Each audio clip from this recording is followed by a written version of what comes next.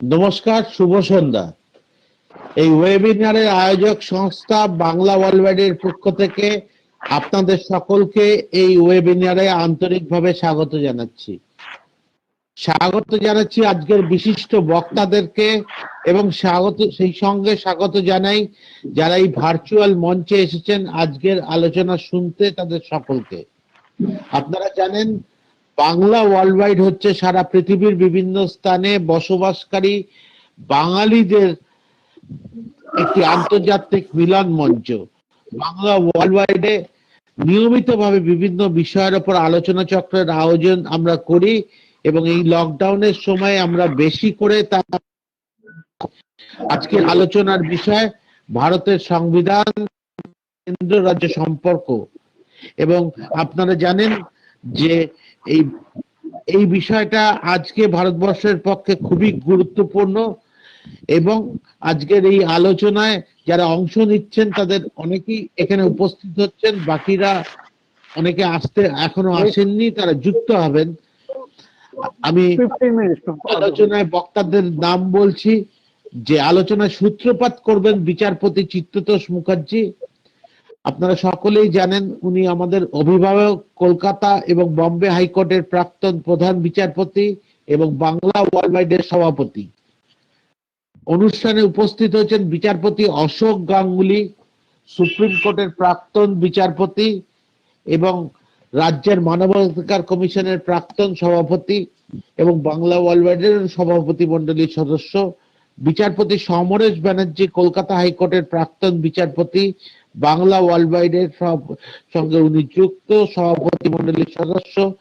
তথাগত রায়, উনি এখনো উপস্থিত হননি, উনি আমরা আশা করছি কিছুক্ষণের মধ্যে উপস্থিত হয়ে যাবেন। উনি আপনারা সবাই জানেন ত্রিপুরা এবং মেঘালয়ের প্রাক্তন রাজ্যপাল এবং এখনো যুক্ত হননি, আমরা আশা করছি কিছুক্ষণের মধ্যে যুক্ত হয়ে যাবেন। প্রাক্তন আইনজীবী এবং রাজ্যসভার সংসদ এবং বাংলা ওয়ার্ল্ডওয়াইডের সভাপতি মন্ডলীর সদস্য প্রখ্যাত আইনজীবী বিকাশ ভট্টাচার্য এবং সুধীশ পাই বিশিষ্ট আইনজ্ঞ এবং সংবিধান বিশেষজ্ঞ। আমি এই আলোচনার সূত্রপাত করার জন্য মাননীয় বিচারপতি শ্রী চিত্ততোষ মুখোপাধ্যায়কে অনুরোধ করব। 1950 সালে এই দিনে আমাদের প্রজাতন্ত্র দিবসের প্রতিষ্ঠা ও উদ্বোধন ঘটেছিল। যদিও আমরা স্বাধীন হয়েছিলাম 1947 সালে, বিদেশি শাসনের অবসান ঘটেছিল। সেই সময় আমাদের সংবিধান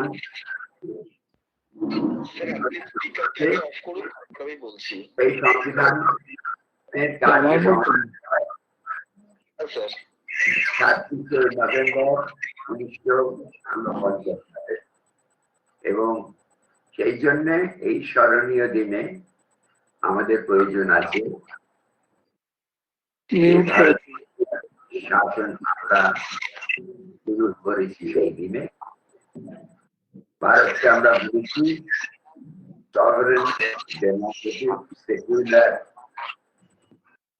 ডেমোক্রেটিক রিপাবলিক। আমাদের ভারতবর্ষের পরিকাঠামো ফেডারেল বা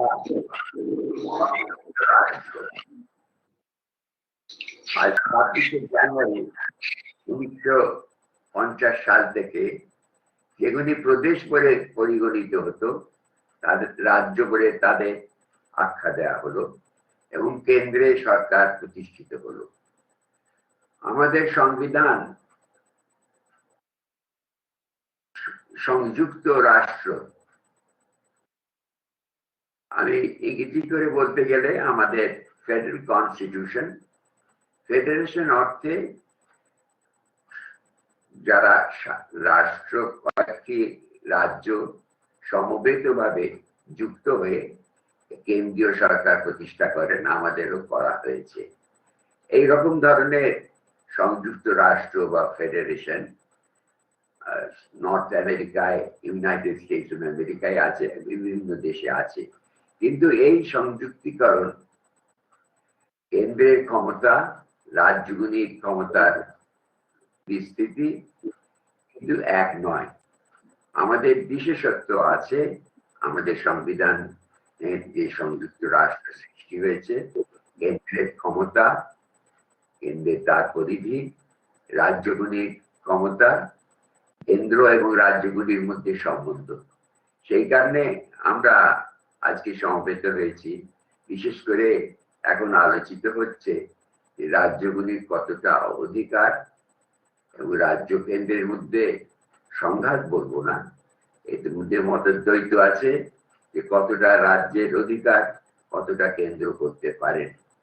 অতএব আমরা আইনটা কি, আমাদের সংবিধান হচ্ছে সার্বভৌম এবং সকলের ক্ষমতাই সংবিধান থেকে পেয়েছেন তারা।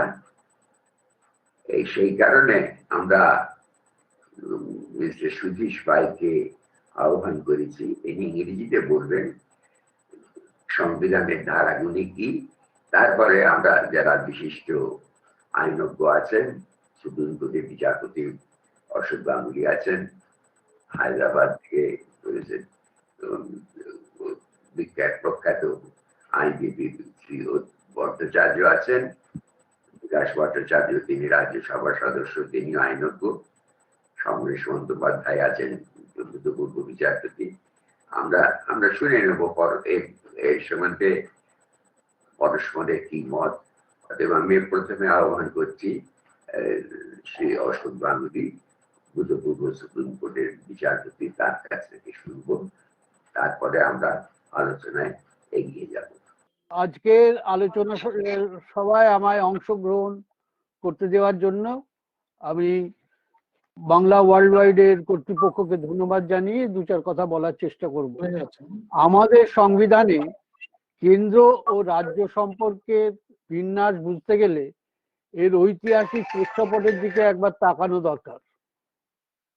ভারতবর্ষের ইতিহাসে বিভিন্ন সময় যে শাসন ব্যবস্থা কায়েম হয়েছিল, যেমন মৌর্য সাম্রাজ্যের সময়, মোগল আমলে এবং পরে ব্রিটিশ উপনিবেশের সময়, সবসময় আমরা দেখেছি ভারতবর্ষের বিপুল ঐতিহ্যের মধ্যেও কেন্দ্রীভূত শাসন প্রবর্তনের দিকেই ঝোঁক বেশি ছিল। ভাষা ও ধর্মের বৈচিত্র্য এবং আমাদের দেশের বিপুল আয়তন সত্ত্বেও কেন্দ্রীভূত শাসনের ঐতিহ্য এদেশে লক্ষণীয়। এই ঐতিহাসিক সত্যের পটভূমিকায় ব্রিটিশ আমলে যখন রাউন্ড টেবিল কনফারেন্স অনুষ্ঠিত হয়, তখনকার সমসাময়িক ঘটনার পরিপ্রেক্ষিতে যুক্তরাষ্ট্রীয় শাসন প্রবর্তন ছাড়া অন্য কোনো চিন্তার অবকাশ ছিল না। সেই কারণে আমরা গভর্নমেন্ট অফ ইন্ডিয়া অ্যাক্ট 1935 এমন এক যুক্তরাষ্ট্রীয় কাঠামো দেখলাম, এবং সেটা এতটাই কৃত্রিম ছিল যে সেখানে কোনো পূর্বতন রাজ্যের স্বাধীন অস্তিত্ব স্বীকৃতই হয়নি, এবং সংসদকে ক্ষমতা দেওয়া হলো যাতে সে বিভিন্ন রাজ্যের আয়তন ও সীমানা পরিবর্তন করতে পারে। এই গভর্নমেন্ট অফ ইন্ডিয়া অ্যাক্ট 1935 কিন্তু ভিত্তি করে আমাদের সংবিধান রচনা করা হয়। গণপরিষদে 1946 থেকে 1949 সালে যখন আমাদের সংবিধান রচনা হচ্ছিল, সেই সময় আমাদের দেশ অত্যন্ত সংকটের মধ্যে ছিল। একদিকে ভাতৃঘাতী ধর্মীয় দাঙ্গা মানুষের মনকে বিষিয়ে দিচ্ছিল, অন্যদিকে ভারতের 1/3 ভূখণ্ডের, যা ব্রিটিশ ইন্ডিয়া নামে পরিচিত, সেখানে রাজন্য বর্গের স্বায়ত্তশাসনের দাবি অনেকটা বিচ্ছিন্নতাবাদের চেহারা নেয়। এর সঙ্গে মিশল দেশ বিভাগের যন্ত্রণা। এই সংকটের ঘোর আবর্তে আমরা এমন এক সংবিধানের সৃষ্টি করলাম যেখানে কেন্দ্রের চেহারা ডক্টর আম্বেদকরের ভাষায়, আমি তার কথা একটু উদ্ধৃতি করছি, stronger than the centre we had created under the government of India act 1935। এই প্রসঙ্গে KH বেলি, যিনি অস্ট্রেলিয়া সলিসিটর জেনারেল ছিলেন, তার মন্তব্য অতীব গুরুত্বপূর্ণ। তিনি বলেছিলেন, আমি উদ্ধৃতি দিচ্ছি তার মন্তব্য থেকে, countries do not buy constitution off the hook ready made. They make them fit their own circumstances, and for that very reason alone, they exhibit their own special and distinctive features. আমাদের সংবিধানের প্রথম ধারাতেই শক্তিশালী কেন্দ্রীয় সরকার গঠনের ধারণা স্পষ্ট, যেখানে ভারতবর্ষকে বলা হয়েছে কতগুলি রাজ্যের সমষ্টি, ইউনিয়ন অফ স্টেটস, এবং বিভিন্ন রাজ্যের ভূখণ্ড নির্দিষ্ট হয়েছে সংবিধানের প্রথম পরিশিষ্টে। এর থেকেই পরিষ্কার ভারতবর্ষ ফেডারেশন অফ স্টেটস বা যুক্তরাষ্ট্রীয় ভিত্তিতে সংগঠিত রাষ্ট্র সম্মিলন নয়। ইউনিয়ন অফ স্টেটস এই শব্দবন্ধের প্রয়োজনীয়তা ব্যাখ্যা করে ডক্টর আম্বেদকর বলেন, আমি তাকে উদ্ধৃতি দিচ্ছি, that though India was to be a federation, the federation was not the result of an agreement by states to join in a federation. Not being the result of an agreement, no state has the right to secede from it. The federation is a union because it is indestructible. Though the country and its people may be divided into different states for convenience of administration, the country is one integral whole, its people a single people, living under a single imperium derived from a single source. Unquote.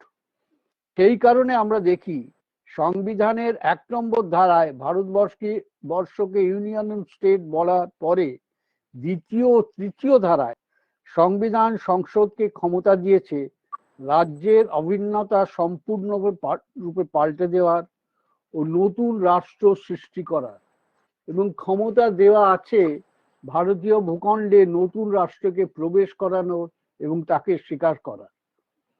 একটি রাজ্যের ভূখণ্ডকে ভাগ করে অন্য একটি রাজ্যের সঙ্গে জুড়ে দিয়ে এক নতুন রাজ্য সৃষ্টির ক্ষমতাও আইন প্রণয়নের মাধ্যমে সংসদের আছে।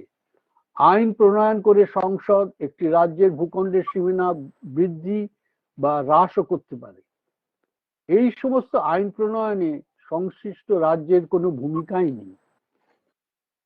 একমাত্র রক্ষা কবচ হলো যে এই সমস্ত আইন সংসদে পেশ হতে পারে রাষ্ট্রপতির সুপারিশের পর। কিন্তু রাষ্ট্রপতি মানে সাংবিধানিকভাবে আমরা তো কেন্দ্রীয় সরকারকেই বুঝি, এবং যেখানে এই খসড়া আইনে যে রাজ্যের সীমানা বা নাম পরিবর্তন হবে সেটা সংশ্লিষ্ট রাজ্যের বিধানসভায় রাষ্ট্রপতি পেশ করবেন, যাতে রাজ্য বিধানসভা ওই ব্যাপারে মতামত ব্যক্ত করতে পারেন। কিন্তু সংসদ এই মতামত মানতে বাধ্য নন। সংসদে সেই আইন পাশ হয়ে গেলে সংবিধানের পরিশিষ্টে পরিবর্তন হলেও সেটা সংবিধান সংশোধনী আইন হিসেবে গণ্য হবে না, এবং এই সংশোধনের জন্য সংবিধানের 368 ধারায় বিশেষ মেজরিটি বা পদ্ধতি মানার কোনো দরকার নেই। সংসদের সাধারণ সংখ্যাগরিষ্ঠতারই এই আইন পাশ হতে পারে। সংবিধানের 4 ধারা এটা পরিষ্কার বলা আছে। সংবিধানের প্রারম্ভে 1 থেকে 4 ধারা দেখলেই বোঝা যায় কেন্দ্রের তুলনায় সাংবিধানিকভাবে রাজ্যের গুরুত্ব অনেকটাই কম, এবং আমাদের যে যুক্তরাষ্ট্রীয় কাঠামো সেটা আমেরিকা বা অস্ট্রেলিয়ার মতো ততটা শক্তিশালী নয়। এই কাঠামোকে বলা হয় মোর ইউনিটারি দ্যান ফেডারেল। এই কারণেই আমাদের সংবিধানে যুক্তরাষ্ট্রীয় কাঠামোকে আধা যুক্তরাষ্ট্রীয় কাঠামো বা কোয়েজাই ফেডারেল বলা হয়। এটা আরো বোঝা যায় যখন আমরা নাগরিকত্বের ব্যাপারটা দেখি। আমাদের সংবিধানে কোনো দ্বৈত নাগরিকত্বের কথা নেই, যেটা আমেরিকায় আছে। ভারতের কোনো রাজ্য তার অধিবাসীদের নাগরিকত্ব দিতে পারে না। যদিও আইন প্রণয়নের ব্যাপারে রাজ্যের অধিকার সংবিধানের 7ম পরিশিষ্টের রাজ্য তালিকায় 7th শিডিউল স্টেট লিস্ট নম্বর 2-তে স্বীকৃত, কিন্তু কেন্দ্রীয় তালিকাতে 97 পংক্তিতে একটি তাৎপর্যপূর্ণ অবশিষ্ট বিষয় আছে, রেসিডিউয়ারি তালিকা আছে, যার মাধ্যমে কেন্দ্র সরকার যে কোনো বিষয়ে যেটা রাজ্যের যৌথ তালিকায় নেই সেই বিষয়ে আইন প্রণয়ন করতে পারেন। যৌথ তালিকাভুক্ত যে কোনো আইন রাজ্যে প্রণীত আইন যদি কেন্দ্রীয় সরকারের প্রণীত আইনের বিরোধিতা করে, সেক্ষেত্রে সেই বিরোধ যতটা থাকবে রাজ্যের আইন তত সেই অনুযায়ী নাকচ হবে। প্রতিটি রাজ্যে রাজ্যপাল নিযুক্ত হন রাষ্ট্রপতির দ্বারা, যার অর্থ কেন্দ্রীয় সরকারের সুপারিশ মেনেই সেটা হয়। রাজ্য যে আইনই তৈরি করুন, রাজ্যপালের কাছে পাঠাতেই হবে তার অনুমতির জন্য। তখন রাজ্যপালের অনুমতি দিতেও পারেন, অথবা অনুমতি না দিয়ে সেটা রাষ্ট্রপতির বিবেচনার জন্য রেখে দিতে পারেন। রাজ্যপাল বিলটিতে তার সুপারিশ সহ কিছু বদলের জন্য রাজ্য আইনসভায় কাছে পাঠাতে পারেন। রাজ্য আইনসভা রাজ্যপালের সেই পরামর্শ গ্রহণ না ও করতে পারেন বা বাতিলও করতে পারেন। কিন্তু রাজ্য আইনসভা বিলটিকে আবার পাশ করলে তাতে রাজ্যপাল সম্মতি দিতে বাধ্য থাকবে।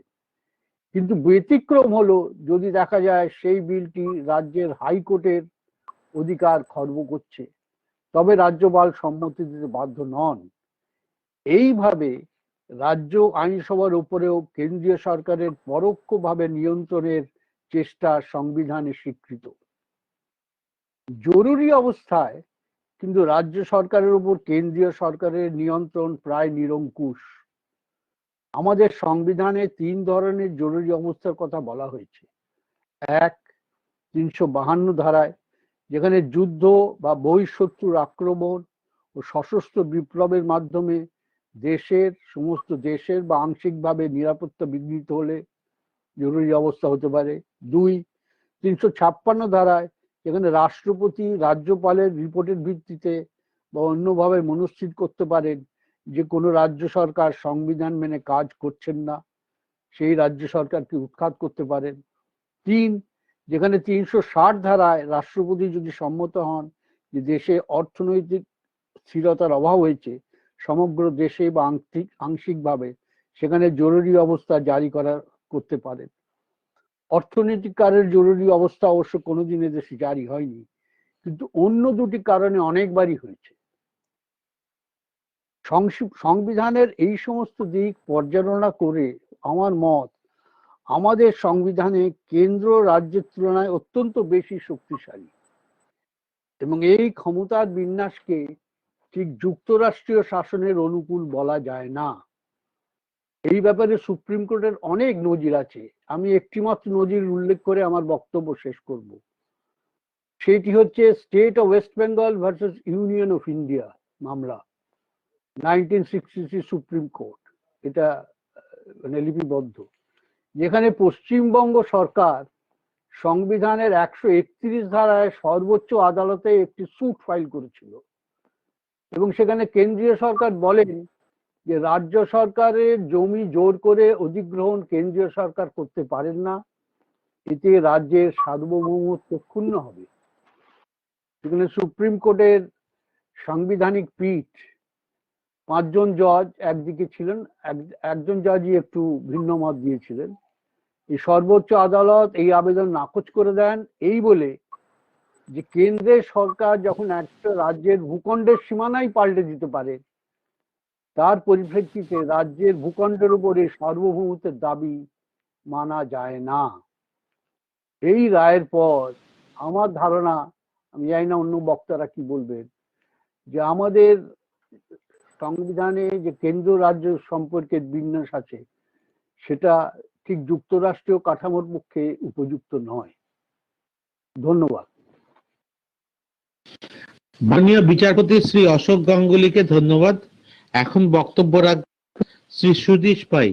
Mister Sudish Pai, please. I'm conscious of the honor of this invitation to be part of this program and feel privileged to share with you a few thoughts on Indian federalism and its features. The greatest experiment in the art of democratic living and governance has been carried on in India since 1950.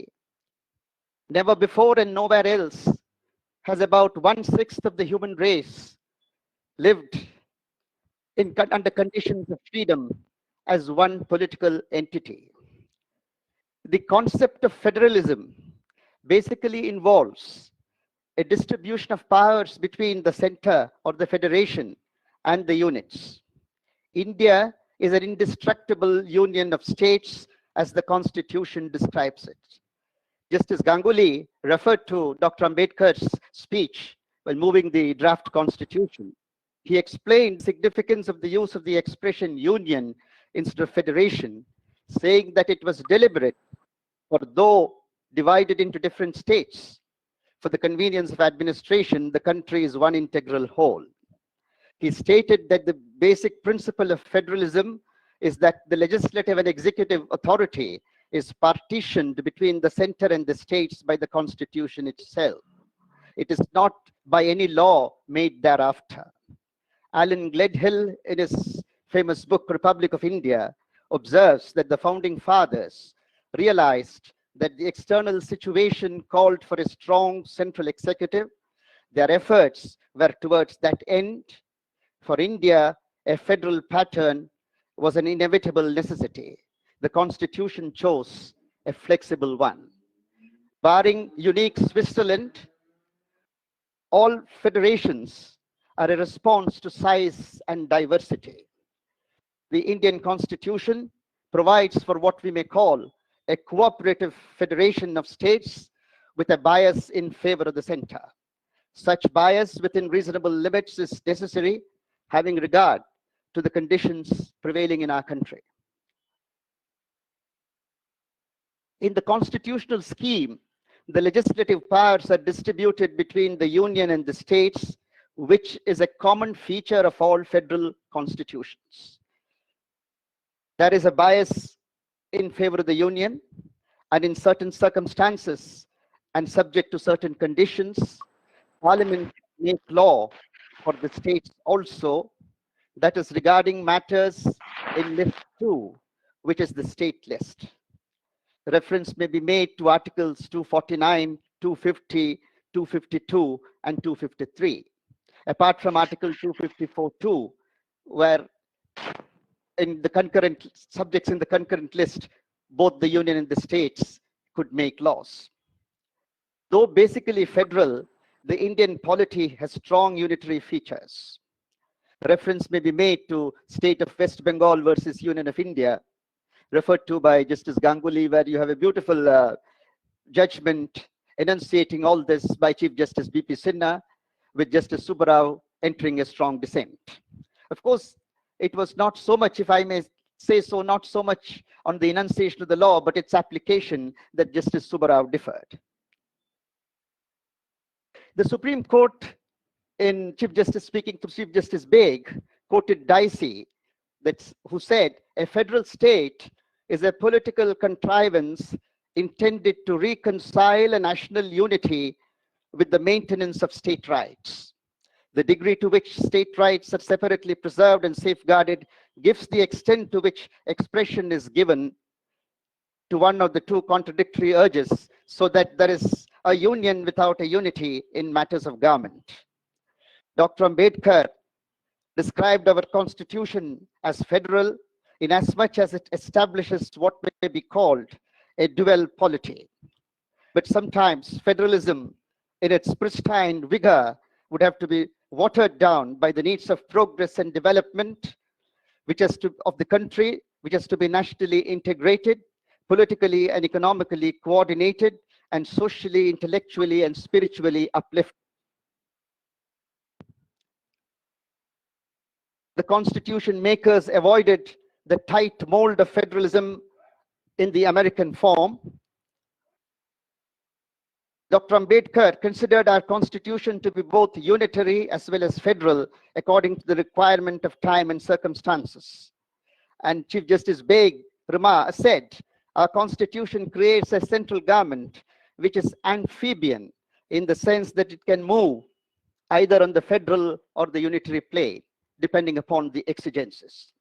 Professor Weir, in his classic work, Federal Government, calls our constitutional arrangement quasi-federal, in that it establishes a unitary state with subsidiary federal features rather than a federal state with subsidiary unitary features. Federalism itself is a part of the Constitution's basic structure, and judicial umpiring of the controversies as to the extent of the power of each is part of the federal structure itself. The test enunciated by Professor Beer has been accepted, and going by that test, India is definitely a federation. We could supplement it by the illuminating discussion of Professor Sawyer in Modern Federalism, in which he said it is necessary to inquire whether a federal situation existed in a country before it adopted the constitution. And writing of India, he said, the subcontinent was another area which by reason of size, population, regional differences, and communication problems presented an obvious federal situation. The precursors of the Indian federal scheme may be said to be the Montague-Chelmsford report in 1918, leading to the 1919 Government of India Act, the Simon Commission report of 1929, and ultimately the Government of India Act of 1935. Conditions existed in India which pointed to a federal solution as the right one for the sovereign democratic republic, and the solution was embodied in the Constitution. The most important feature of a federal constitution, it is now generally accepted, is the distribution of legislative powers between the center and the states. The Constitution broadly follows the pattern of the 1935 Government of India Act. In the United States, as we know, the federation has enumerated powers while the residuary powers belong to the states. In Canada, enumerated powers are given to the provinces, the residuary powers are with the center.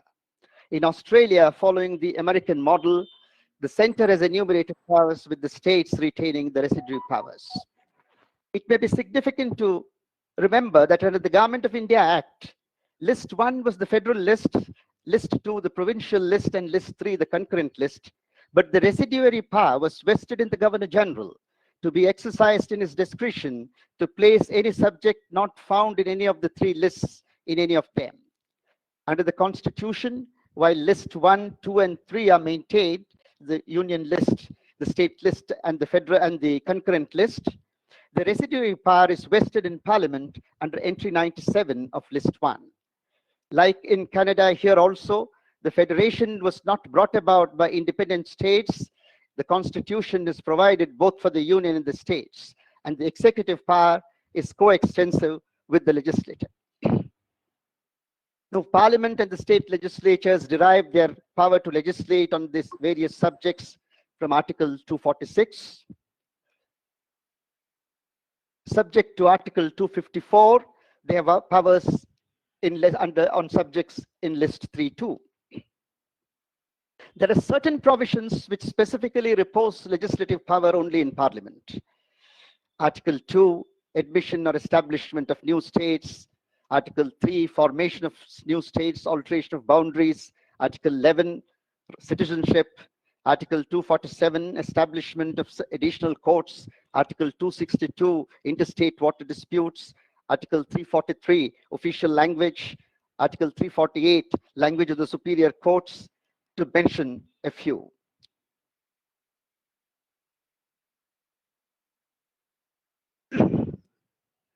Now, matters regarding defense, war, or emergency are with the Union. A declaration of emergency enables India to function as a unitary state. This apparent departure from the federal principle merely provides expressly what in fact happens in federations in times of war or imminent threat. It is a de jure enactment of what happens de facto in all federal states. It's a tribute to the farsightedness of the constitution makers that all changes in the states could be brought about largely peacefully and within the framework of the constitution.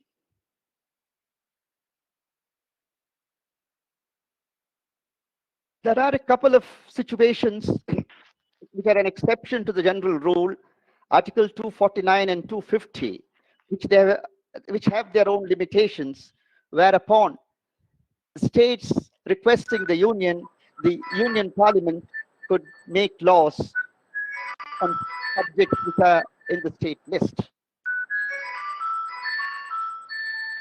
Article 252 denotes flexibility woven into the fabric of Indian federalism, while 253 provides for the creation of an interstate council for effecting administrative coordination.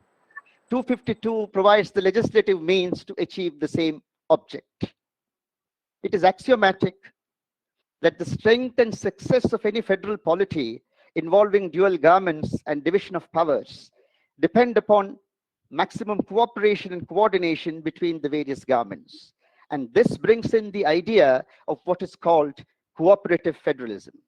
Even in an orthodox system of federalism with sharp division of powers, like in the United States, it has been realized that there should be cooperation. It may be said that in the USA, cooperative federalism has become the order of the day since the judgment of Justice Stone in Carmichael versus Coal Company in 1937. It is, of course, so in India too, and the Supreme Court in Re-Customs Act in 1963 emphasized this. Professor Granville Austin also said our system could be described as cooperative federalism.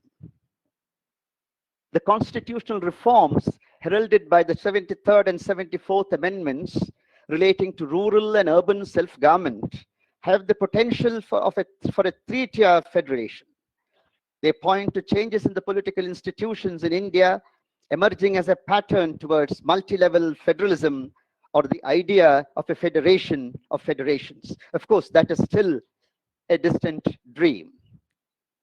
In a situation like this, it is perhaps inevitable that differences and disputes arise between center and states that constitute the union, and even between states inter se. The problems must be resolved in a spirit of goodwill and far-sighted vision. It's necessary to reconcile conflicting viewpoints by building a national consensus, which should clearly remind everyone that the center has not inherited the viceroy's mantle of paramountcy. What is needed at the center is not an authoritarian government, but moral authority. And for this, there should be a display of constitutional morality, a sense of justice and fairness. Now, a strong union is not inconsistent with strong states. In fact, by definition, it should be a strong union of strong states. But we ought not to forget that where paramount national interests dictate a line of action, the narrower viewpoint of a state or the parochial attitude of a municipality must not come in the way. If the Constitution is worked in the right spirit, there should really be no problem. The problem has always arisen over the years because the parties who rule, whether in the center of the states, have acted in a manner which is at best contrary to the spirit of the Constitution, at worst tantamount to a fraud on the Constitution. Federalism, observed Sarath Chandra Bose, depends for its purity and success upon respect for law and supremacy of the judiciary. Now, abuse of certain provisions of the Constitution are too well known. Article 356. Of course, Article 356, I would submit, definitely needs to be retained in the Constitution, but its use or its application needs to be modulated and reined in so that there is no misuse. Another area is the appointment of such an important office as the governors. The governors are not the agents of the central government. The governor is the head of the state, and it is but appropriate that persons appointed governors are, if one may say so in one word, worthy to hold the office. Yet another area is the assent to bills by the governors, and reserving the state bills for consideration to the president. Of course, this is a topic by itself on which I have written in detail, and I would submit that reservation of state bills for the assent of the president is to be only in the rarest of rare cases, because even in England, right from 1711, since the reign of Queen Anne, refusal of royal assent to a bill passed by the representative houses is something unknown. An unfailing index to the maturity of a democracy is the degree of its respect for unwritten conventions. Of course, it is not uncommon these days that persons occupying constitutional positions, including chief ministers, protest against enacted laws, pass resolutions in the state legislatures, and threaten not to obey and implement the law. This is absolutely disturbing and distressing. While one may criticize and oppose a law, as long as the law is in the statute book, we are bound to obey and abide by it. Such protests also amount to a breach of the constitutional oath of office, rendering them unworthy and ineligible. It would also, in a way, amount to failure of the constitutional machinery, inviting remedial action under the Constitution. We ought not to forget, both as citizens and as the rulers, that the first of all laws is to respect the law, as Rousseau observed long ago. Now, just a word about the idea of federalism. Professor Frankfurter, before he became a judge, remarked that federalism is not a form of government with unvarying content. Federal governments are not the offspring of a political science, but the product of social and economic forces. It is an idea just like any other idea of government, and the movement for federalism with its beneficial results is more important than any assumption of rigidity with its form. The basic aspect of federalism is pluralistic. In its application to concrete political problems, federalism becomes a relative and dynamic principle. It may vary in form to suit particular situations, and it is necessary to remember it's an evolving concept, not frozen in time or content. The Constitution is meant not just for the passing hour, but is to endure and serve generations yet unborn, and intended for an expanding future. The Indian Constitution is flexible and resilient to cope with and meet the demands of changing times. We would do well to remember Cardoso's observation, perhaps in a slightly different context. The principle is not a doctrinaire concept to be made use of with pedantic rigor. There must be sensible approximation. There must be elasticity of judgment in response to the practical necessities of government, which cannot foresee today the developments of tomorrow in their nearly infinite variety. I believe the various constitutional provisions are considered responses to different eventualities to help preserve the Union. Now, the only lasting solution to the vexed problem of center-state relations, I would submit, is not to be found in any statute, but in the conscience of men in power. We cannot get away from the fallacy of the legal solubility of all problems. Constitutional morality is no less important and essential than constitutional legality. Dharma lives in the hearts of public men. If it dies there, no constitutional law can save it. As long as it is secure there, we need no constitution, law, or court to save it. And the most effective means of preventing perversion of power and preserving the system pristine is to illuminate the minds of the people at large. That is of utmost importance and urgency. For in a republic, no office is as important as that of being a citizen. Thank you very much for your patience and courtesy. Thank you. Thank you sir. বিশিষ্ট আইনজ্ঞ এবং সংবিধান বিশেষজ্ঞ সুধীশ পাইক, ওনাকে আমরা ধন্যবাদ জানাচ্ছি। এখন আমাদের মধ্যে উপস্থিত রয়েছেন সাংসদ এবং বিশিষ্ট আইনজীবী শ্রী বিকাশ ভট্টাচার্য। আমি ওনাকে বলার জন্য অনুরোধ করছি। আমি প্রথমেই ধন্যবাদ জানাবো এবং ঋণ স্বীকার করে নিচ্ছি মাননীয় বিচারপতি অশোক গাঙ্গুলি মশাই এবং বিশেষজ্ঞ সংবিধান আলোচক সুদীশ পাই মশাইয়ের কাছে। I'm really thankful to you, Mr. Pai. You have really have covered broadly the legal aspect of it. আমার মতে ফেডারালিজম বলতে আমরা কি বুঝি?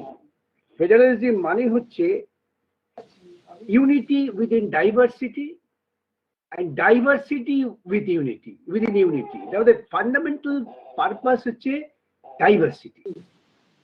এই ডাইভার্সিটিকে যদি আমরা না রাখতে পারি তাহলে কিন্তু ফেডারেল স্ট্রাকচার টেকানো মুশকিল। আমাদের ভারতবর্ষে যে ফেডারেল গভর্নমেন্টটা তৈরি হয়েছে, যে কথা মাননীয় বিচারপতি উল্লেখ করলেন, যে এটা কিন্তু কেউ তার স্বেচ্ছায় চুক্তিবদ্ধ হননি, এটা একটা অদ্ভুত প্রশাসনিক পদ্ধতির মধ্য দিয়ে গড়ে উঠেছে because of huge diversity in our country. Now then fundamental question runs, as it was said by Professor Elazars, I'm quoting him, does federalism matter for democratic participation, representation and accountability? Does federalism matter for the representation and accommodation of territorially based ethnic, cultural and linguistic differences? Does federalism matter for public policy and governmental effectiveness? If federalism matters, then does the design of federal institutions matter? This is more fundamental. আমাদের যে governing structure, সেটাকে আমাদের এমনভাবেই করতে হবে যা হলে এই যে বিভিন্নতা আছে দেশব্যাপী সেটাকে রক্ষা করা যায়। এবং সে কথা মাথায় রেখেই যখন সংবিধান তৈরি হয়েছে, সেই সংবিধানের মধ্যে বিভিন্ন ক্ষমতার বিন্যাস আছে। নিঃসন্দেহে ডিফেন্স, ট্রান্সপোর্টেশন, ফিনান্স, যেগুলো সেন্ট্রাল সাবজেক্ট সেগুলো সেন্ট্রাল গভর্নমেন্টের কাছে আছে, এ নিয়ে খুব একটা বিতর্কের জায়গা নেই। বিতর্কটা তৈরি হয় যে আমাদের সংবিধানে রাজ্যগুলোকে যে ক্ষমতা দেওয়া হয়েছে, খুব অল্প ক্ষমতা, প্রত্যেকে আমরা বলেছি, we have all discussed about the distribution of powers, legislative powers, that is one of the fundamental of federalism. এই যে আইন করবার ক্ষমতা বিশেষ বিশেষ ক্ষেত্রে বিশেষ বিশেষ রাজ্যের বিশেষ বিশেষ বৈশিষ্ট্যের উপর দাঁড়িয়ে সেই ক্ষমতাটা রাজ্যগুলোর কাছে আছে, এবং কেন্দ্রের যে ক্ষমতা আছে তা আছে, অনেক বেশি ক্ষমতা। ঝোঁকটা আমাদের দেশের গভর্নমেন্টের ঝোঁকটা হচ্ছে এককেন্দ্রিক, কিন্তু এককেন্দ্রিক ঝোঁকের মাঝেও আমাদের যে বিভিন্নতাটা বজায় রাখতে হবে। কিন্তু আমরা কি লক্ষ্য করছি, ধরুন লিস্ট 2 বা লিস্ট 3, লিস্ট 3 কেন তৈরি করা হয়েছিল এটা মাথায় রাখতে হবে যে পাশাপাশি রাজ্যগুলো বা অনেক রাজ্যের তাদের মধ্যে একটা সমতা থাকে, তাদের বিভিন্ন বৈশিষ্ট্যের মধ্যে একটা মেলবন্ধন থাকে। সেই সমস্ত ক্ষেত্রে কেন্দ্র আইন করতে পারেন যেখানে রাজ্যেরও আইন করার অধিকার আছে। কিন্তু এই অধিকারটা, যে কথা মিস্টার পাই বললেন, যারা এই অধিকারটা প্রয়োগ করবেন তারা কতটা নিষ্ঠার সঙ্গে সংবিধানটাকে মানছেন, কতটা সততার সঙ্গে তারা তাদের ক্ষমতা প্রয়োগ করছেন, তার উপরেই নির্ভর করে কিন্তু ফেডারেল স্ট্রাকচারের বা ফেডারেল গভর্নেন্স সেটাকে সাকসেসফুল হওয়া। এই ফেডারেল গভর্নেন্স যদি সাকসেসফুল হতে হয় তাহলে আমাদের সংবিধানে যে সমস্ত ক্ষমতার বিন্যাস আছে সেক্ষেত্রে কেন্দ্রের সরকারকে খুব সচেতনভাবেই চেষ্টা করতে হবে রাজ্যের সঙ্গে সংশ্লিষ্ট যে কোনো সম্পর্কিত বিষয়ে আইন তৈরি করা থেকে। They should restrain themselves from making any legislation, even touching the legislative field of the Schedule 2. That will ensure the federal governance. কিন্তু আমরা দেখতে পাচ্ছি for years together, I will not take much of time because the principles have been laid down by both of you very elaborately. The tendency of the central government is to encroach the legislative field of the state, taking advantage of the concurrent list, which is not welcome in the field of federal governance. See, in the recent times, আজকে গোটা দেশ উত্তাল হয়ে গেছে কিষানদের বিষয় নিয়ে। Basically, agriculture is a state subject, and every state has its peculiar setups over the agricultural situations concerned. Land relations are different, productivity is different, the variety of products and produces crops are different. সুতরাং বিভিন্ন রাজ্যের বিভিন্ন বৈশিষ্ট্য আছে, সেই জন্য রাজ্যগুলোর হাতে ক্ষমতা দেওয়া হয়েছিল। কেন্দ্র কনকারেন্ট লিস্টে ট্রেড অ্যান্ড বিজনেস সেই ক্ষমতাটাকে প্রয়োগ করে এমন আইন করলেন যে আইনের ফলে সমস্ত রাজ্যগুলোর যে অধিকার সেগুলোকে খর্ব করা হলো। তাহলে লেজিসলেটিভ ডিস্ট্রিবিউটিভ যে পাওয়ার, সেই পাওয়ারটাকে কেন্দ্র কনকারেন্ট লিস্টের সাহায্যে ঢুকে পড়ছে, যেটা অবাঞ্ছনীয়। ফেডারেল গভর্নেন্সের ক্ষেত্রে এটা হওয়া উচিত না। আরেকটা প্রসঙ্গ তো বলি, এখানে আমি একটু দ্বিমত পোষণ করবো মিস্টার পাইয়ের সাথে, যে 356 and the role of the governors, এখানে একটা elected body, state governments are elected governments, they have their independent elective authority, commitment to the people. The central government is also another elected government at the center. Instead of making cooperation and cohesion, agent হচ্ছে, the role of governors now, unfortunately, we have seen in our country, has become simply as an agent of the central government. Therefore, you are imposing your opinion in different fields on the shoulder of the elected government. Thereby, you are defying the people's choice and people's right. This is also against the basic principle of federalism. সেজন্য আমাদের মনে হয় যে the post of governor has become now absolutely unworthy, useless. Instead of post of governor, we can find out other mechanism with the legislative system, with the elected body, so that the cohesion and the cooperation between the center and the state can be developed. Unless this is developed, then the federalism would be very difficult to be a workable situation. এখানে US supreme court, আমি এটা বলেই শেষ করবো, US supreme court কি বলেছেন, কি করে ফেডারেলিজম এনশিওর করবে? তারা বলছেন, ইট অ্যাসিওরস a decentralized government that will be more sensitive to the diverse needs of a heterogeneous society. It increases opportunity for citizen involvement in democratic process. It allows for more innovation and experimentation in government, and it makes government more responsive by putting the states in competition for a mobile citizenry. Therefore, the role of the central government would have been the role of a captain on the field, where he can conduct the best and bring best out of the players. Here in our country, unfortunately, in recent times, what we are observing, that the center, instead of playing the role to encourage all the states to develop in their own field, in their own model with the democratic governance, they are interfering. And that is really against the basic concept of decentralization, which is one of the fundamental scheme of federal structure. Though our constitution has given us many power, I would conclude by saying, যেমন আম্বেদকর সাহেব বলেছিলেন যে constitution ভালো কি মন্দ এটা নির্ভর করবে কারা কনস্টিটিউশন চালাচ্ছেন।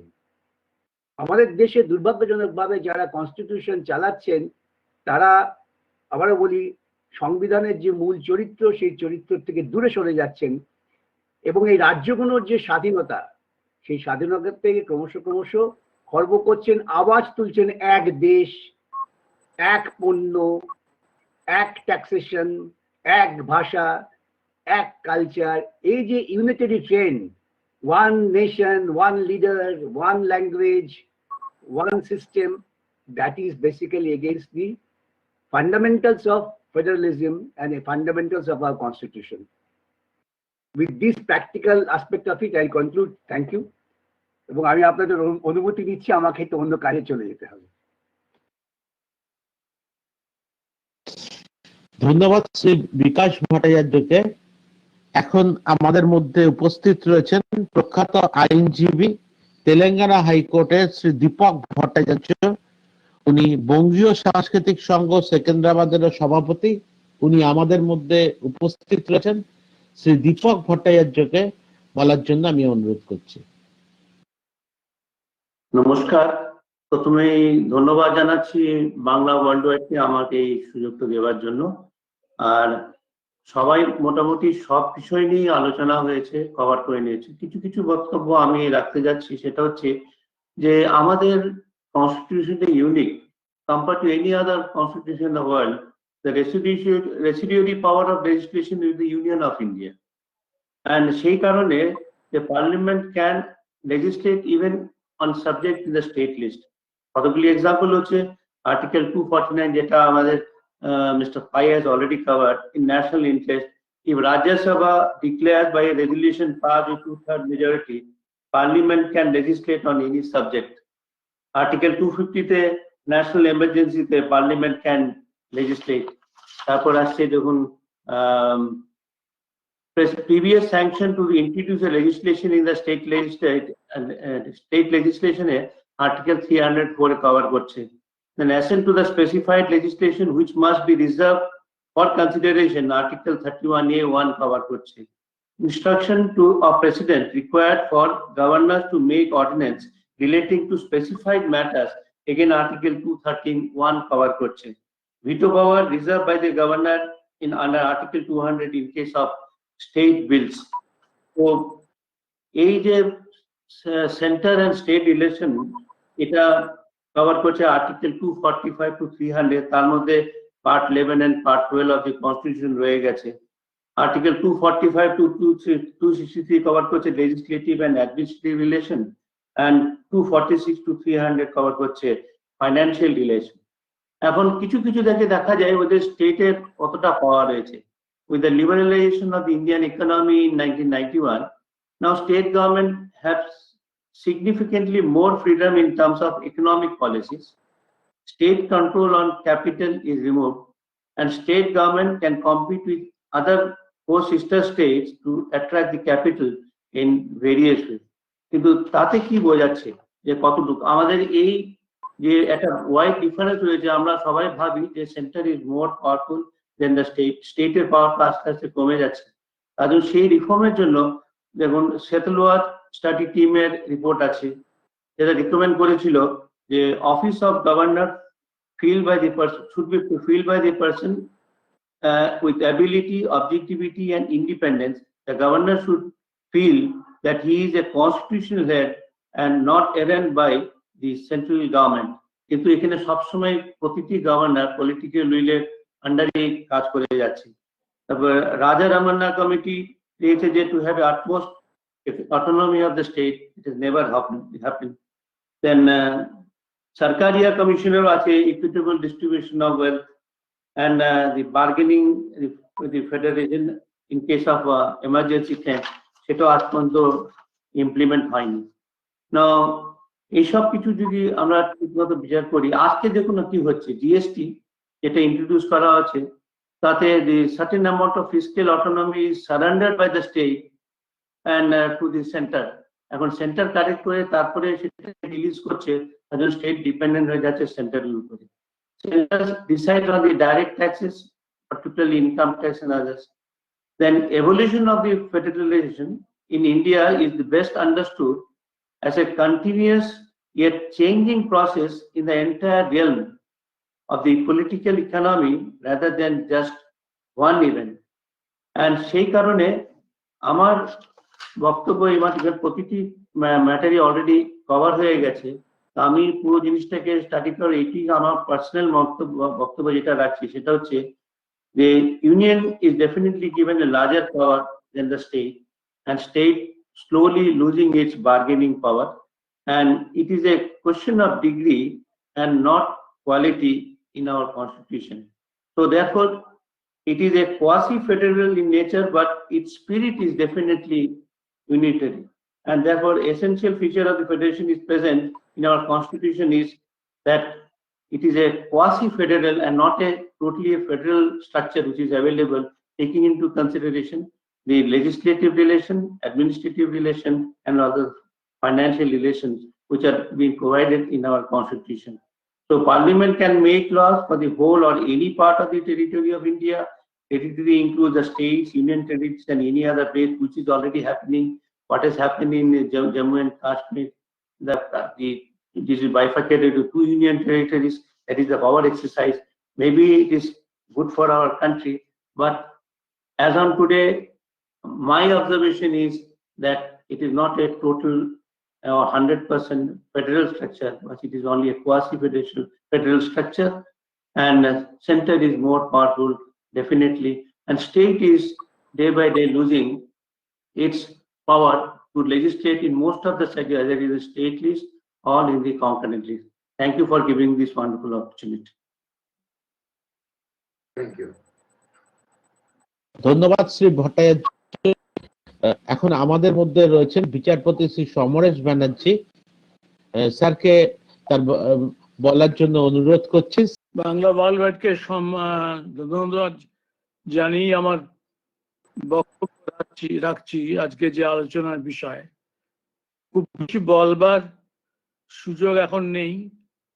সব দিক থেকেই আমার পূর্ববর্তী বক্তারা বলেছেন। আমি প্রথম থেকেই যেটা বলছি যে আমার মতে, এবং পলিটিক্যাল সায়েন্সের ছাত্র হিসেবেও আমরা ইউনিভার্সিটি থেকেই পড়েছি যখন কনস্টিটিউশন হয়েছে, যে এটা কিন্তু ফেডারেল কনস্টিটিউশন নয়। It's not a federal structure. Or it is a unique one with unitary bias. Justice গাঙ্গুলিও বলেছেন, অন্য বক্তারাও বলেছেন যে এটা হয়তো একটা হিস্টোরিক্যাল নেসেসিটি ছিল, যার জন্যে প্রয়োজন হয়েছিল। কিন্তু আমার যেটা মনে হচ্ছে যে এই বিন্যাস, যে ক্ষমতার বিন্যাস, লেজিসলেটিভ বলুন, অ্যাডমিনিস্ট্রেটিভ বলুন, সবকিছুতেই ইউনিটারি বায়াস রাখার ফলে ব্যাপারটা দাঁড়াচ্ছে এমন, ঠিক মতো এটা ফাংশন করবে কি না করবে সেটা ডিপেন্ড করবে on the ruling party in power and the political will of the government, central government. কেন এই কথা বলছি? সাধারণভাবে জানি যে লেজিসলেটিভ পাওয়ারের কতক্ষণ আমি খুব কোট করছি না, 245 to 255 লেজিসলেটিভ পাওয়ার বিন্যাসটা বলা আছে। তারপর আরো অ্যাডমিনিস্ট্রেটিভ আমি পরে বলছি 256 to 263। কিন্তু কথা হচ্ছে ওই লেজিসলেটিভ পাওয়ারের বিন্যাসের মধ্যেই তিনটি লিস্ট তৈরি হয়েছে, 1, 2, 3, or popularly known as union list, state list and concurrent list. যে বিষয় বা সাবজেক্ট যারা হচ্ছে সেই বিষয়ে ওই একটা রাজ্য করতে পারে, একটা ইউনিয়ন করতে পারে, আর কনকারেন্ট লিস্টে দুপক্ষই করতে পারে। কিন্তু যদি রিপাগনেন্সি হয়, যেটা বলা আছে, যেটা এসেছে, কিন্তু একটা কথা আমি এখানেও বলে দিচ্ছি, ভুলে যাব, আমাদের যে ডেভেলপমেন্টটা আপনি যেভাবেই ধরুন, এই federal structure with unitary bias, তার ক্ষেত্রে কিন্তু এর বিন্যাস বা ডেভেলপমেন্ট জন্যে ভয়ঙ্কর রকম সুপ্রিম কোর্টের রোল আছে। যখনই বিবাদ বারে বারে হয়েছে, তখন কিন্তু বহু সুপ্রিম কোর্টের জাজমেন্টে সেই ব্যাখ্যা দেয়া হয়েছে এবং সেই সময় বিবাদ মিটেওছে। কিন্তু প্রথমে দেখুন, বীজ বপন কিন্তু একটা ওইখানেই আমার মনে হয়েছে বিবাদের, ওই কনকারেন্ট লিস্ট করা, যেখানে দুজনেই করতে পারে। এখন পিটার সাবস্টেন্স হলো কি না হলো এসব প্রশ্ন, এটা বোধহয় আমার মনে হয় এর একটা সমস্যা তৈরি হয়েছে। এবং বিশেষত যেটা আমার পূর্ববর্তী বক্তারাও বললেন, এই রেসিডিয়ারি পাওয়ারে কিন্তু সেন্ট্রাল গভর্নমেন্টই, দ্য পার্লামেন্ট ক্যান লেজিসলেট। তাহলে যদি যে অ্যাডমিনিস্ট্রেশন যখন পাওয়ারে আছে, তার যদি, অনেকে আমার পূর্ববর্তী বলেছেন, এর সফলতা নির্ভর করবে আলটিমেটলি দ্বন্দ্বের মধ্যে দিয়ে নয়, কোঅপারেশনের মধ্যে দিয়ে, গুডউইলের মধ্যে দিয়ে, দেশের স্বার্থের কথা মনে রেখে, প্রত্যেক স্টেটের নিজস্বতা, কালচার এবং তার কথা মাথায় রেখে, তখনই এটা সাকসেসফুল হবে। কিন্তু আনফর্চুনেটলি, দুঃখের বিষয়, মাঝে মাঝেই যা হচ্ছে আমরা দেখছি, এবং সেটা আমরা আলোচনাটা এড়াতে পারি না। এটা মিয়ারলি একাডেমিক ডিসকাশন নয়, তাতে কোনো লাভও হয় না, কিছু কেউ শোনেও না, আমি বলে দিচ্ছি। সত্যি কথা হচ্ছে যে সেই ঘুরে ফিরে একই কথা আসছে, যারা হেমস অফ দ্য অ্যাফেয়ারে আছেন, যারা চালাচ্ছেন, তারা কিভাবে নিচ্ছে। আপনি সাম্প্রতিক কালে ধরুন সবচেয়ে বড়, যেটাকে আমি আনাতে পারছি না, তাতে বিকাশ একটু বলেছেন, কিন্তু আমি আরো ওটা একটু ইলাবোরেটলি বলতে চাইছি। সবচেয়ে বড় দেশের কাছে এখন চ্যালেঞ্জ হচ্ছে আপনার অফকোর্স যে কৃষি বিল। এটা একটা চ্যালেঞ্জ। আপনারা জানেন যে এগ্রিকালচার, কৃষি কিন্তু স্টেট লিস্টে আছে, আর মার্কেটিং ইত্যাদি গুলো আছে যতদূর আমার মনে হচ্ছে বলতে NT-33 of the concurrent list থেকে প্রয়োগ করে সেন্ট্রাল গভর্নমেন্ট করেছেন 3টি আইন, এবং সেই নিয়ে বিরোধ চলছে। আইনের বিষয় আমি ছোট্ট করে বলছি কারণ ওখানে তো বেশি বক্তব্য নেই, আপনারা সবাই জানেন। কিন্তু সমস্যাটা কি হচ্ছে, এটাও দেখুন করা সম্ভব হয়েছে কেন, ওই উইথ ইউনিটারি বায়াস বলে।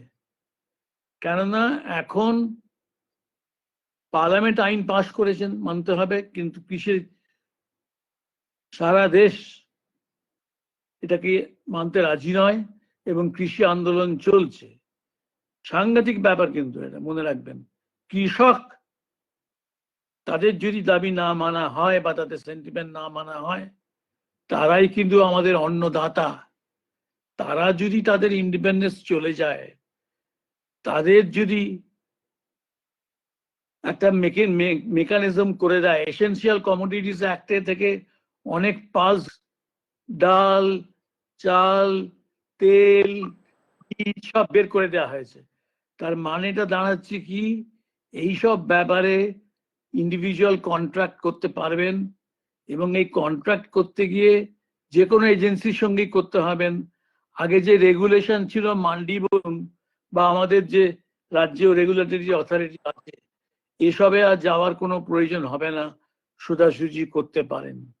সোজাসুজি করতে গিয়ে কিন্তু আনইকুয়াল ব্যাটল একজন চাষি করবে, একজন মাল্টিন্যাশনাল কোম্পানি তারা করবে। আলটিমেটলি কি হবে, তারা যে কিনবে, শিফটটাই চলেছে, তারাই অন্নদাতা হবে, তারাই ঠিক করবে কি দাম, এভিডেন্টলি হতে বাধ্য, যেটা যার জন্য এত গন্ডগোল। তাহলে এটাও আমি আবার বলছি, দেখুন এই আমরা সবাই আলোচনা করছিলাম কিভাবে এই ফেডারালিজম, আমাদের ফেডারালিজমকে সাকসিড করতে পারে। আমি আবার বলছি, আমি সেটা সমর্থনও করি কিভাবে, যে হিস্টোরিক্যাল নেসেসিটি ছিল, কিন্তু তাকে ইউনিটারি বায়াস দিতে গিয়ে এতখানি জায়গায় গেছে যেখানে সব সময় একটা স্কোপ রয়ে গেছে অফ অ্যাবিউজ অফ দ্যাট পাওয়ার, এবং সেইখানে আইনের মধ্যে দিয়েই এমন ক্ষমতা দেওয়া হয়েছে যেখানে যে পারপাসে ফেডারেশন ছিল, অনেকেই বলছিলেন, আমার যতদূর মনে হচ্ছে জাস্টিস গাঙ্গুলিও বলেছেন, বা I think mister Pai also said that, যে ইউনিটি ইন ডাইভার্সিটি,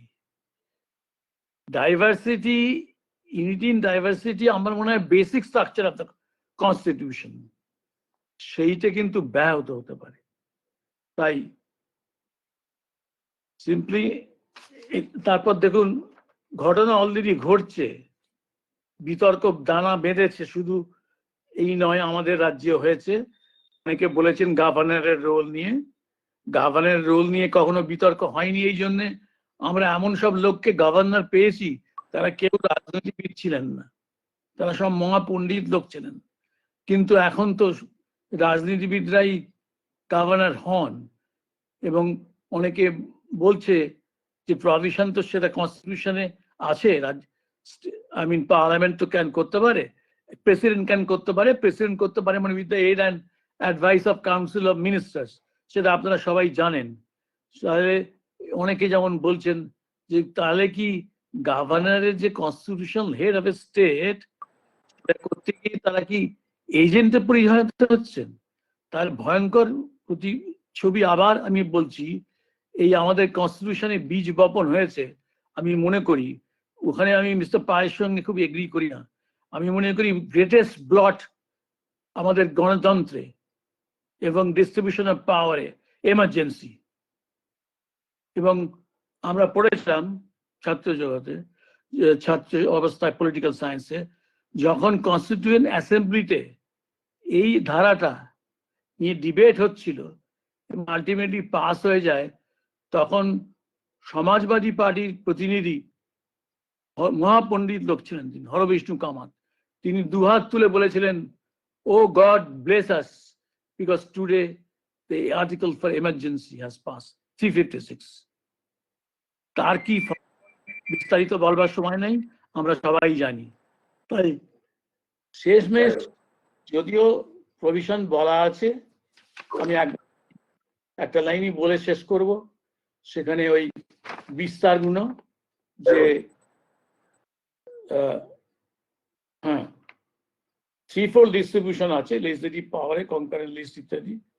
এছাড়া কতগুলো তো পার্লামেন্টারি পাওয়ারে 2, 3, 11, 247, 262, 343 and 348। আর দেখুন অফিসিয়াল ল্যাঙ্গুয়েজ সেও সেন্ট্রাল গভর্নমেন্ট ঠিক করবে।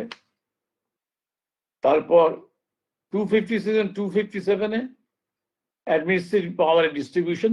এরপর ফিনান্সে আছে দেখুন পাওয়ার অফ বরোয়িং, সেখানেও কিন্তু বেশি আপনার পাওয়ার দেওয়া আছে একই রাজ্যকে। যাক, পুঙ্খানুপুঙ্খনে বাবা যাওয়ার দরকার নেই, কনস্টিটিউশনে অ্যাপারেন্টলি সবই ভাগ করা আছে বিভিন্ন ধারা দিয়ে, আর্টিকেল দিয়ে, যেটা উল্লেখ করেছেন আমি আর উল্লেখ করছি না। কিন্তু আমি বক্তব্য আবার শেষই করছি, বলতে পারেন এটা একটা এক্সপেরিমেন্ট হয়েছে ভারতবর্ষে, এবং কনস্টিটিউশন পণ্ডিতরা তাই বলেছিলেন। যখন বিতর্ক দানা বাঁধে, আমরা যখন ছাত্র পোস্ট গ্রাজুয়েশন পড়তে হয়েছিল, তখন নানা পণ্ডিত বলেছিলেন নানা। তখন আমাদের নেহরু সাহেব বলেছিলেন, যতদূর আমার মনে আছে, যে this is an experiment which is being done, এবং সেটা অনলি টাইম উইল টেল, সময়ই বলবে যে সত্যি আমাদের এটা সাকসেসফুল হয়েছে কিনা। আর একটা কথা না বললে হয় না, যার কথা আমরা বারবার বলি, ডক্টর আম্বেদকর তিনি তো একলা প্রণীত করেননি, কনস্টিটিউশন অ্যাসেম্বলি করেছে, কিন্তু তিনি মহাপণ্ডিত লোক ছিলেন এবং তিনি ব্রিটিশ কালচারই শিক্ষিত। কিন্তু তিনি নিজেই তার পরে অন্য বইতে নিজেই সন্দেহ প্রকাশ করেছিলেন যে এই সংবিধান তৈরি হয়েছে, কিন্তু এটা টিকবে কিনা, কতদিন টিকবে, তাতে তিনি নিজেই সন্দেহ প্রকাশ করেন।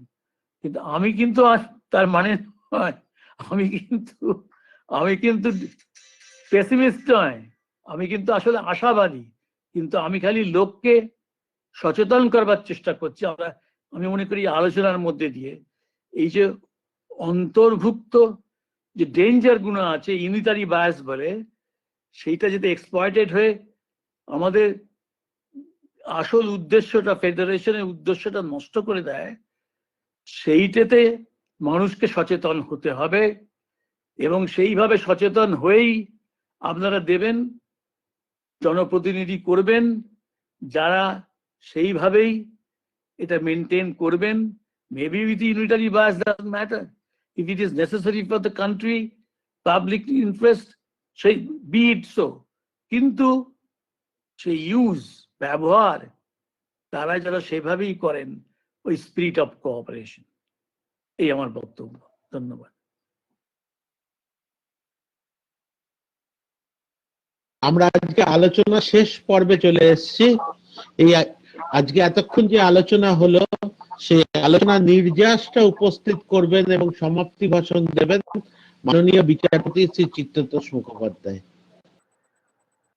আমাদের সংবিধান প্রকৃতি সম্বন্ধে আলোচিত হলো। এটা সর্বস্বীকৃত মত যে আমাদের সংবিধান ফেডারেল বা ইউনিয়ন অফ স্টেট।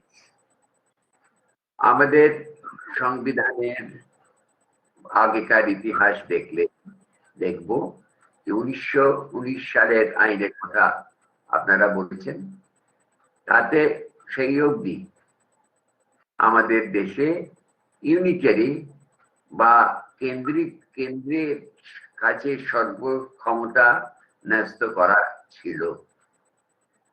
1925 সালের আইনের কথা উল্লেখ করা হয়েছে, তখন আমাদের দেশে ফেডারেশন করবার কথা হয়েছিল এবং তার ধারা নিবদ্ধ করা হয়েছিল। কিন্তু আমাদের সেই সময় এই ফেডারেশন কার্যকরী করা সম্ভব হয়নি। কেন হয়নি সে আলোচনায় প্রয়োজন নেই।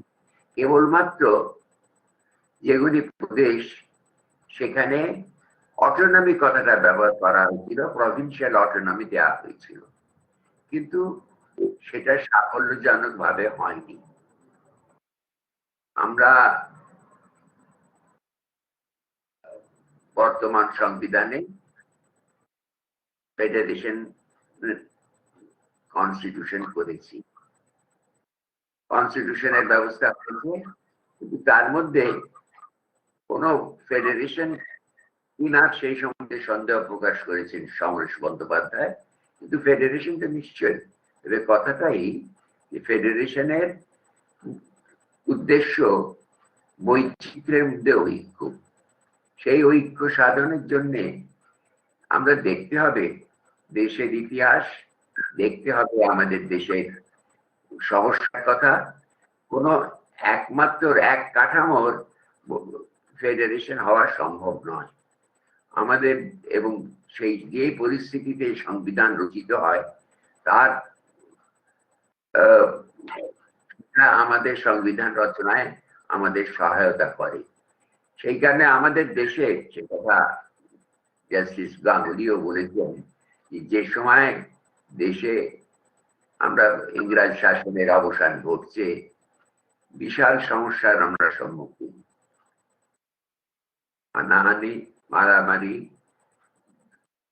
এবং মানুষের বিভিন্ন, আমাদের বিশাল এই দেশ, আমাদের এই দেশে দ্বিতীয় বহুল জনসংখ্যার দেশ, যে সমস্যা তার সমাধানের জন্য, তার ঐক্য সাধনের জন্য এই ফেডারেশনের প্রয়োজন ছিল। এবং যতদূর আমার মনে পড়ে যে কংগ্রেস যখন সবচেয়ে সর্বগরিষ্ঠ পার্টি যারা, তারা কিন্তু আগে থেকেই এইভাবে ফেডারেশনের প্রতি অনুরক্ত ছিলেন।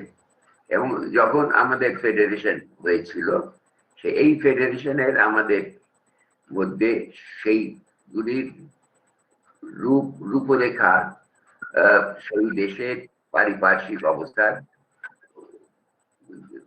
জন্যই হয়েছে। এবং সেই কারণে কংগ্রেস প্রথম থেকেই, যে পার্টি সেই সময় সর্বগরিষ্ঠ পার্টি, কিন্তু তারা সবসময় একটা খুব শক্তিশালী কেন্দ্র শক্তির প্রতি তাদের মত ছিল, এবং এই ছাড়া উপায় ছিল না অবশ্যই দেশে। এবং দেশ বিভক্ত হলো, মানুষের মধ্যে সংঘর্ষ ঘটছে, বিরাট অর্থনৈতিক সমস্যা। এই কারণে আমাদের দেশে যে ধরনের ফেডারেশন হয়েছে, গঠিত হয়েছে। তবে ফেডারেশন গঠিত হওয়াতে তিনটি জিনিসের প্রয়োজন হয়, সেই নিরিখে আমাদের নিশ্চয়ই এটা ফেডারেল গভর্নমেন্ট স্টেট বলতে হবে। এক হচ্ছে যে সংবিধানের দেশে তৈরি হবে, সেই সংবিধান হবে সর্বক্ষমতার উৎস, সুপ্রিমেসি অফ দি কনস্টিটিউশন ইংরেজিতে যা বলা হয়। কনস্টিটিউশনে, ফেডারেল কনস্টিটিউশনে সমস্ত ক্ষমতায় রাজ্যে বা কেন্দ্রে সীমিত হবে, এবং সেই ক্ষমতার উৎস হচ্ছে কনস্টিটিউশন। দ্বিতীয় কথা হচ্ছে, এখানে যেগুলি সার্বভৌম ক্ষমতার প্রয়োজন, সেগুলি ডিস্ট্রিবিউশন অফ পাওয়ার্স যাকে বলা হয়ে থাকে, ক্ষমতার মধ্যে বিভাজন ঘটবে। যেগুলি সর্বভারতীয় প্রয়োজন সেগুলি একগুলি, এগুলি রাজ্যের জন্য সেগুলি supremacy of the constitution. Secondly হচ্ছে আমাদের দেশে প্রয়োজন আছে ক্ষমতার ডিস্ট্রিবিউশন অফ পাওয়ার্স। তৃতীয় হচ্ছে ইম্পর্টেন্স অফ জুডিশিয়ারি। আপনারা যারা বলছিলেন, এই কথাটা বলা হয়নি যে যেহেতু ক্ষমতার বিভাজন ঘটে, সর্বভারতীয় ক্ষমতা সর্বভারতের জন্য প্রয়োজন কেন্দ্রের কাছে দেয়া হয়, distribution of legislative powers executive powers, financial power, সেই কারণে আদালতের বা ভূমিকা অত্যন্ত গুরুত্বপূর্ণ এবং সেই ভূমিকা সুপ্রিম কোর্ট যেসব রায় দিয়েছেন, বেরুবারি কেসের কথা আপনারা বললেন, 1961 সুপ্রিম কোর্টের কথা বলেছেন। অতএব এই তিনটি প্রয়োজন আছে এবং প্রয়োজন এই কারণেই আছে যে তা না হলে যখন বিরোধ উৎপন্ন হয়, এখানে বিরোধের উৎপত্তি হয়েছে, সে সময় সুপ্রিম কোর্টের ভূমিকা অত্যন্ত জরুরি। সে এই জন্যে আরেকটা কথা আমার মনে হয়েছে, যেটা হচ্ছে যে আমাদের সংবিধানে কেন্দ্রের ক্ষমতা বেশি দেওয়া হয়েছে রাজ্যের তুলনায়, এবং যখন বিরোধ এর উৎপত্তি হচ্ছে তখন তার সমাধান আদালতের দ্বারস্থ হতে হয়। এবারও কৃষি আইনের কথা যে বলা হয়েছে সেটাও তো বিচারাধীন আছে, এবং আগেও এইসব ক্ষমতার যখন বিরোধ হয়েছে আদালতের কাছে বিচার্য বিষয় হয়ে দাঁড়িয়েছে। তবে আমাদের শুধু এই কথা মিস্টার সুদীশ পাই বলেছেন, সেটাই সত্যি কথা। কেবলমাত্র আক্ষরিক অর্থে সংবিধানের ধারাগুলির বিশ্লেষণ করা যায় না। সংবিধান কেমন ভাবে চলবে, যতই তার মধ্যে খামতি থাকুক, প্রয়োজন আছে মানুষের সংবিধানের প্রতি বিশ্বস্ততা, মানুষের লয়্যালটি টু দি কনস্টিটিউশন প্রয়োজন আছে মানুষের।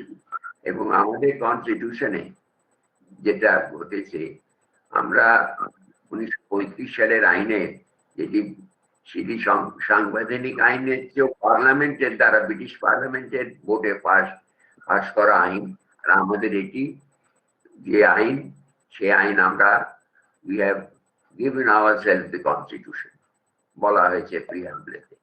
তার ফলে এর গুরুত্ব অনেক বেশি, এবং এই সংবিধান যদি কার্যকরী করে সাফল্যজনকভাবে চালাতে হয়, তাহলে প্রয়োজন আছে মানুষের কনভেনশন বা প্রচলিত কতগুলি ধারার প্রতি বিশ্বস্ততা, লয়্যালটি টু দি কনস্টিটিউশনের প্রয়োজন আছে। মানুষের পলিটিক্যাল মোরালিটি যে কথা বললেন সুদীশ পাই, সেইটার খুব গুরুত্ব বেশি।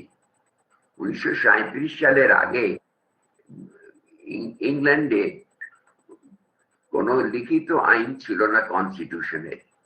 তার ফলে ইংল্যান্ডের কনভেনশন বা যেটা পলিটিক্যাল মোরালিটি যাকে বলা, যাদের সংবিধান কার্যকরী করা হয়েছিল। আমাদের দেশের অসুবিধে এই ঘটেছে যে আমাদের দেশে পলিটিক্যাল মোরালিটি, মানুষের প্রতি যেটা মানুষের বিষয়, মানুষের লয়্যালটি টু দি কনস্টিটিউশন, এটা নেই। কেমন কি ধারা আছে তার উপর নির্ভর করে না, নির্ভর করে কেমন করে সেই ধারাগুলি আমরা প্রয়োগ করব, কেমন করে আমাদের সংবিধান আমরা রক্ষা করতে কার্যকরী না। সেই কারণে আমার মনে হয় যে আমাদের সংবিধানের প্রতি বিশ্বস্ততা যদি থাকে, তাহলে আমাদের উচিত যে আমাদের ন্যায়বোধ, যেসব সাইলেন্সেস ইন দি কনস্টিটিউশন আছে, সেগুলি কার্যকরী করতে গেলে ন্যায়বোধ আমাদের, তার অভাব অনেক সময় আমরা দেখছি। এবং বিরোধ হওয়ার স্বাভাবিক, যেখানে ক্ষমতার বিভাজন ঘটেছে, কোথায় সেই ক্ষমতার কতদূর তার থাকবে, কার সীমারেখা টানবার প্রয়োজন আছে। এই সীমারেখা ক্ষমতার প্রয়োগে মানুষের প্রয়োজন আছে, তার এথিক্স বা পাবলিক মরালসের প্রয়োজন আছে, মানুষের সংবিধানের প্রতি বিশ্বস্ততা। সেই জন্য আমরা সংবিধানকে, সবচেয়ে বড় কথা যে আমাদের এই যে সংবিধান, তার একটা সাফল্যের দিক হচ্ছে যখন ভারতবর্ষের আশেপাশের এশিয়ার দেশগুলিতে সাধারণতন্ত্র বা ডেমোক্রেসি কখনো কখনো অন্তর্ধান করেছে। আমাদের পক্ষে পরের পর ভোট হচ্ছে, অন্তত ইলেকটোরাল ভোট হচ্ছে, এটা কিন্তু একটা সাফল্যের দিক। যতই আমাদের দেশের সংবিধানের ডিফিকাল্টি থাকুক, যতই বা আমাদের সংবিধান সম্যকভাবে চলছে না, তবু বলবো যে আমরা অন্তত মানুষের ভোটাধিকারে আমাদের প্রতিনিধিদের পার্লামেন্টে এবং বিধান পরিষদে পাঠাচ্ছি, এবং তার দ্বারা এর থেকে আমাদের এখনকার যে সমস্ত দুর্বলতা, যে কারণে বিরোধ করছে, আশা করি, আমি মনে করব যে আমাদের পক্ষে যদি বিশ্বস্ততা থাকে, মানুষের প্রতি, সংবিধানের প্রতি আমাদের থাকে, যার কোনো বিকল্প নেই, আমাদের ফেডারেশন ছাড়া কোনো বিকল্প নেই, অতএব সেই বিকল্প সাফল্য করতে, মন্ডিত করতে মানুষের প্রয়োজন আছে সততার, প্রয়োজন আছে বিশ্বস্ততার, সংবিধানের প্রতি প্রয়োজন আছে আমাদের এই দেশকে বাঁচিয়ে রাখার। সেই কারণে আমি আশা করব যে আমাদের সংবিধানে থাকবে, চলবে।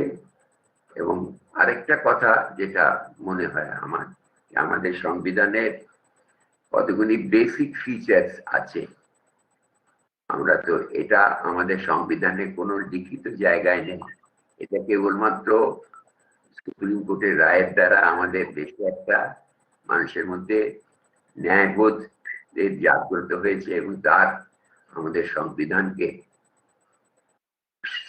স্থায়ীভাবে রাখতে গেলে প্রয়োজন আছে। আমি আশা করবো আজকে তো আমেরিকার সংবিধান একরকম, তার পরিস্থিতি একরকম হয়েছে, আমি আশা করব যে আমাদের সংবিধান থাকবে, এবং যারা ভবিষ্যতে, যারা আমরা যারা পার্লামেন্টের সদস্য হবেন বা লেজিসলেচারের সদস্য হবেন, তারা সংবিধানকে রাখবেন, বাঁচিয়ে রাখবেন, সংবিধানকে যাতে থাকে, কারণ এছাড়া উপায় নেই। আরেকটা কথা, এমার্জেন্সির কথা যেটা বলা হয়েছে, এটা থাকা প্রয়োজন ছিল, তা নালে তবে তার প্রয়োগে অসুবিধে আছে। আমাদের 3 ধরনের এমার্জেন্সির কথা বলা হয়েছে: কনস্টিটিউশনাল ব্রেকডাউন, ফিনান্সিয়াল ব্রেকডাউন, আর দেশের সিকিউরিটি কারণে। সেই কারণে এখন সংবিধানের সংশোধনে বেশি দিন এমার্জেন্সি, জরুরি অবস্থায় যখন সর্বোচ্চ ক্ষমতা কেন্দ্রের কাছে চলে যাবে, তার অনেকটা করা হয়েছে। আমি আশা করব আমাদের সংবিধান আরো পরিবর্তিত যদি প্রয়োজন হয়, যুগের পরিবর্তনের সঙ্গে সেটা হবে, কিন্তু আমাদের দেশের প্রতি আমাদের নিজেদের লয়ালটি বা বিশ্বাসযোগ্যতা থাকা প্রয়োজন। এবং আজকের আলোচনায় এইটুকুই বেরিয়ে এলো যে আমাদের সংবিধান যতই খুব থাকুক, যতই তার মধ্যে দুর্বলতা থাকুক, দেশের ঐক্য রাখতে পেরেছেন, এবং আমাদের দেশ তবু ভবিষ্যতের দিনের জন্য আমরা তাকিয়ে আছি, এবং আরো সুষ্ঠুভাবে আমাদের সংবিধান চলবে। ধন্যবাদ বিচারপতি শ্রী চিত্রত চট্টোপাধ্যায়কে। আজকে আমাদের আলোচনা আমরা এখানেই শেষ করছি। সবাইকে ধন্যবাদ জানিয়ে, শুভকামনা জানিয়ে আমরা আজকের অনুষ্ঠান শেষ করছি। নমস্কার। Thank you everybody.